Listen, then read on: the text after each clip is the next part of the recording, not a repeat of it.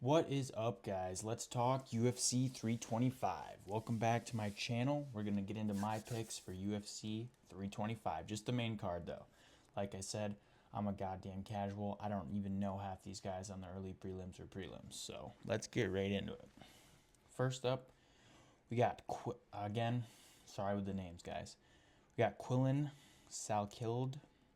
What a hell of a name. Kill is in his name. Versus Jamie Malarkey. All right. Let's look at the stats here.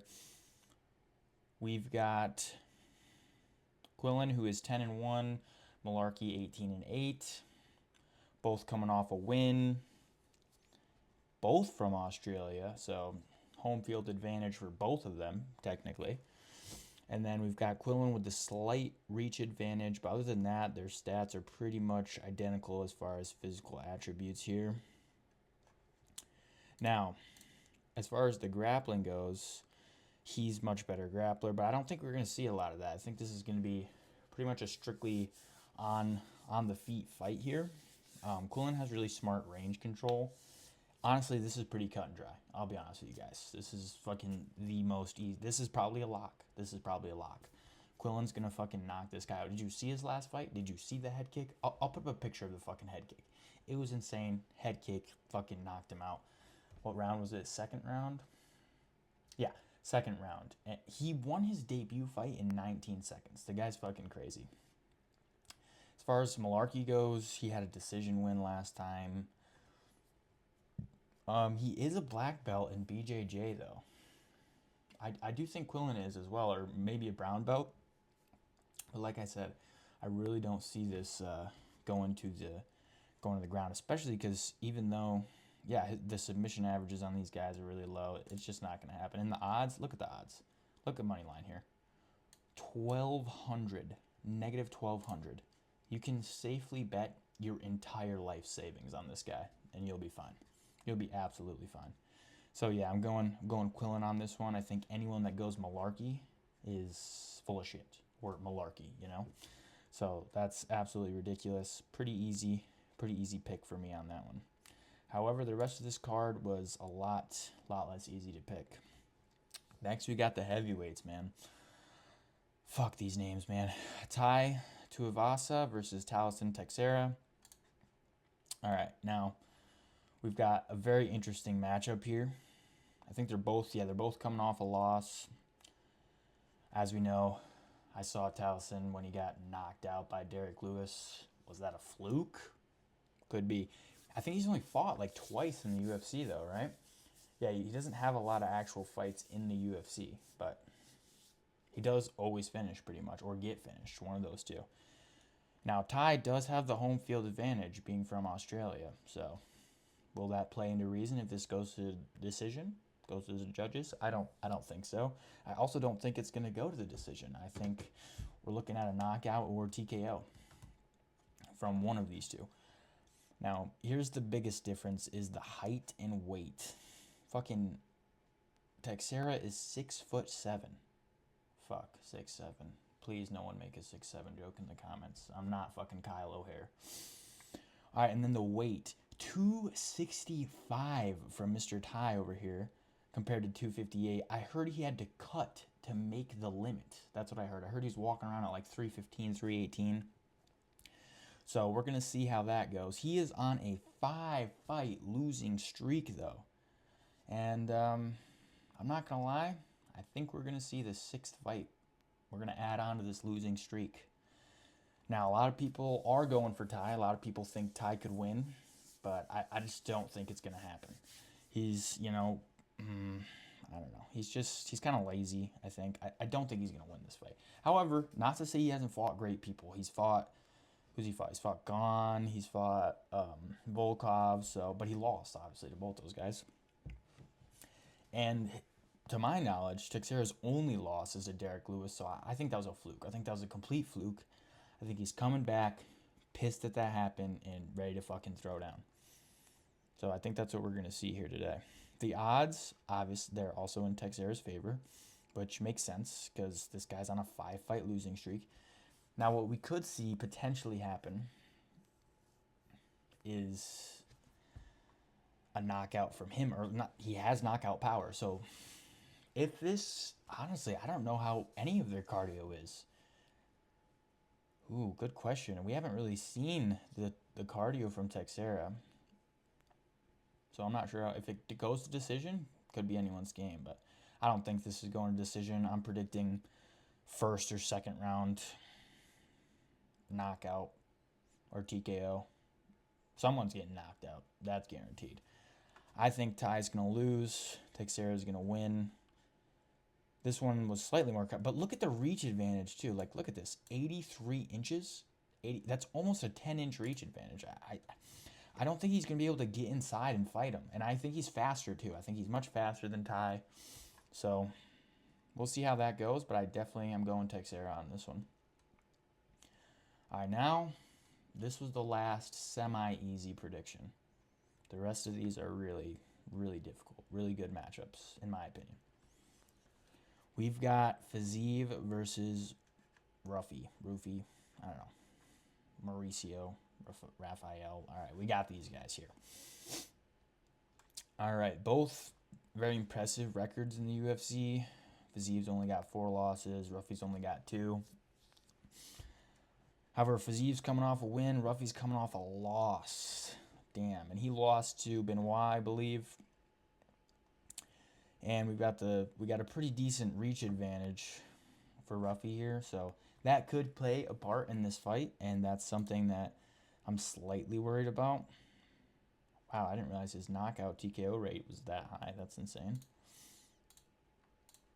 Nothing too crazy here. The odds are in Rufy's favor, which I thought was interesting because I believe Fiziev is above him on the rankings. It's weird that they don't list that, but I believe he's 6 and Rufy's not even in the top 15, or maybe barely in the top 15. He may be 14. I'm not positive. So we'll see about that. Fiziev's coming off a unanimous decision win, and obviously Rufy's coming off that submission loss to Benoit Saint Denis. Who's he beat, though? Who has Rufy beat that's like that crazy? He doesn't have that many fights in the UFC. I don't think he's really fought all that many people in the UFC, that is. He's beat Bobby Green and Malarkey. That's it. Those aren't great. Bobby Green was a great fighter, don't get me wrong. I was a big Bobby Green fan. I thought he was a good fighter. However, I do think he's pretty washed now. It feels like everyone's just runs through Bobby Green now and beats him up. He's like a precursor. Like he's like helping them. He's a resume patter at this point, unfortunately. As much as I hate to say that about King Green, I should say, I do think that is the sad truth of the matter. And also, Rufy's no longer part of the Fighting Nerds, to my knowledge. I think that there was some type of I don't know if there was turmoil, because I see he's still posting with them on his Instagram and stuff, but I'm pretty sure he's no longer a part of that group.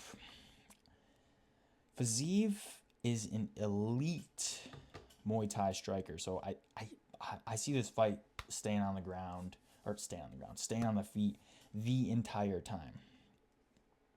He's also great at switching stances. He switches stances really well. We saw him go to war with Justin Gaethje not once, but twice. He made it to the entire decision both times with Justin Gaethje. So why would he not be able to do that with someone who's ranked number 15? He already fought the current interim champion twice. And you think he's going to get...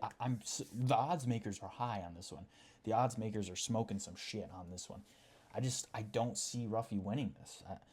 I think it's going to be a good fight, but I think Fiziev's just going to... I think he's honestly going to dominate. I think he's going to really beat the fuck out of Rufy and show everyone what the hell is up. Because I don't know, he's just better. However, we'll see. They both can absorb shots well. So I do think that this will probably go the distance. And we'll see a decision win for Fiziev here. Yeah, I mean... that's what I'm thinking. I don't know. What are you guys thinking here? Because these odds to me make no sense though. It's close odds, but I still don't understand why Rufy's the favorite. Just I guess age and maybe a little bit of the Fighting Nerds hype going on here. But like I said, not even part of the Fighting Nerds anymore. And he's coming off that loss. He's been submitted. I don't think Fiziev going to try to submit him, though. We just saw him fight Justin Gaethje. And, who did he just beat? Just beat Ignacio. Oh, my God. I have no idea how to say that guy's name. But, yeah. And that was a decision. He won that decision, so he's able to win decisions. I think he will win a decision in this fight. All right, moving on. Got Dan Hooker versus Benoit Saint Denis. Now, a lot of people are debating this. A lot of people are saying, like, Dan Hooker's going to kill this guy. Dan Hooker doesn't tap. Dan Hooker this. Dan Hooker that. Dan Hooker D's nuts. I don't think he's winning this fight. I'm just going to flat out say that. Get that out of the way early. Look at his record. Look at his record. I know he's been in the UFC a long time. I know he's a great fighter. I'm not saying he's not. He has 13 losses. 13 losses. Okay? 13. Do you know how many that is? He's comfortable losing is what that means. However, sort of home field advantage again here. We got a lot of that going on this card, obviously. And he does have the slight height advantage and 2-inch reach advantage. So maybe some physical attributes that may be difficult, but not for Benoit. We've seen him fight guys like that before and win. Also, I think Benoit has better wrestling and grappling than Dan Hooker. Now, I know maybe that's, some people may think that's a little controversial, but honestly, I'll be honest with you guys, I'm not a big Dan Hooker fan. People really like that whole video where he's like shitting on that kid, and he's like, I've done more drugs than you've drinking glasses of water, and I came in here and got you an Americano choke. Okay, what do you want the kid to do? Is the kid supposed to start going and doing drugs instead of training? Like, he's doing the right thing. I just didn't understand what that was all about. Just to showcase yourself. Benoit's a veteran, man. He's winning this. For the troops, man. For the troops. He's on a win streak as well. The key to his winning is going to be just that relentless pressure and his wrestling and grappling just foundation. I think he could submit him. I think he may submit him within the first 2 rounds. That's my guess. Now, a decision could go to Hooker. That's the only way I see Dan Hooker winning. He does have that, I don't know, he's sort of lost that warrior mentality that he used to have. He just fought 2 months ago as well. So, maybe he's hungry to get back in there, or maybe he knows his UFC career is coming to an end, so he's trying to bang out as many as he can. I think this is the last year we'll see Dan Hooker fighting in the UFC. Maybe one more. Maybe 2027 he'll do one more, but I think he's on his way out. If you look at his Instagram, he's got his own fight promotion or something now. He's really focused on that. Doesn't seem like he's doing a lot of training. And as we know, he likes to go off and gallivant and do a bunch of drugs and whatever. So I think Dan's going to lose this one, and that may be a little controversial, even though Benoit's the heavy favorite. A lot of people are picking Dan to win, and I'm just not. I just don't think that's how it's going to go down. Just not how it's going to happen. Now, the main event. I had a whole page of notes for that. Got to flip the page on my notes here, guys. Alexander the Great Volkanovski versus Diego Lopes. Wow, what a fight. What a fight this is going to be. I'm most excited for this fight on the card. It's the main card, so, main event, so that makes sense, obviously. Both coming off a win, but his last fight was Lopes himself, so we'll see how this goes. And if you guys watched that fight, it was pretty close. It was a good fight. We'll say that. We got some of the best striking we've seen. It was, I think it was, I don't think it was fight of the year, but it was up there. It was really good. And I think Volk may not have another war like that left in him. He's getting up there in age. Sometimes it's I feel weird saying this because I said the same thing about Paddy versus Justin, and I was dead fucking wrong. So who knows what the fuck if I'm right or wrong. But I do think here's what I'm thinking. Home field advantage, obviously, but wouldn't that be a perfect place to retire? I think Volk. Here's the prediction: Volk retires in the ring tomorrow night. Well, tonight, because this video is going to come out on Saturday. Yeah, so I think there's a good chance. Obviously, Diego's got the height and reach advantage. He's much bigger than Volk in terms of that. We know his chin is battle-tested. I think he did take some TKO losses earlier in his career, But he's ready to fight, and he's ready to get down. And we just saw him fucking TKO Silva round 2. Yeah, and he's been studying Volk. I feel like he lost and he wants that belt. He's hungry, so I think it's time. I think he's gonna take this belt from Volk. As much as I hate to say that, I love Volk. I think he's a great fighter, and I grew up watching him. I hope he fights a good fight, but I think he's gonna lose. He is the favorite though, which makes sense, but it's still close. The odds are still very close, and he hasn't finished someone in 3 years. So Volk is not finishing Lopez with the chin that he's got. Like, that's just not fucking happening. However, he's been fighting fucking elite people. He fought Lopez, but before that, he was fighting like Topuria and Islam, and he actually, I don't even think he's won in the past 2 years. Well, aside from Lopez in the past 2 years, so we'll see. Like I said, he's getting up there in age. Might be time to pass the torch. Even if he wins, he might retire. He might. I'm not sure. I'm not sure what's gonna happen. He's been kind of only fighting once or twice a year, it seems like lately. So I think he's starting to slow down. I know he does the whole jokes like, "Oh, I'm old," but for real, he is getting old. Diego Lopez is younger, faster, and I do think he's probably been studying and thinking, how do I beat this guy? How did I lose the first time? Let's fucking do this. The only problem is Lopez does put himself in risky spots. He's, striking really well, but he's putting himself out there, putting himself in danger. So I could see Volk catching him, but like I said, hasn't got a finish in almost 3 years, so I don't see him finishing him. I mean, he could win a decision, but I think Lopez is. I bet he prepared really well. And he's a fucking scramble monster. And when there's a scramble, he's winning the scramble every time. He's also a world class submission threat, so we may see some of that tonight as well. I think it's gonna be mostly on the feet, but we could see a potential submission from Lopez here because I guarantee he wants that belt. This is the second time he's had to fight for it. He doesn't want to come back a third. Like, he wants to get that belt and start defending. And I think he's ready to do it, and I think he probably will. I hope he cuts his hair a little bit in the front. Last time it looked like he was kind of getting his eyes, so hopefully he does that. But yeah, I think Lopez for the win. And that's pretty much it. Those are my picks, and hopefully they hit. I hope they all hit. I'll make a little short blurb about it a little faster if you guys don't want to watch this entire video. But yeah, that's what I'm going. UFC 325. Those are the picks. They're all hitting. Peace, guys.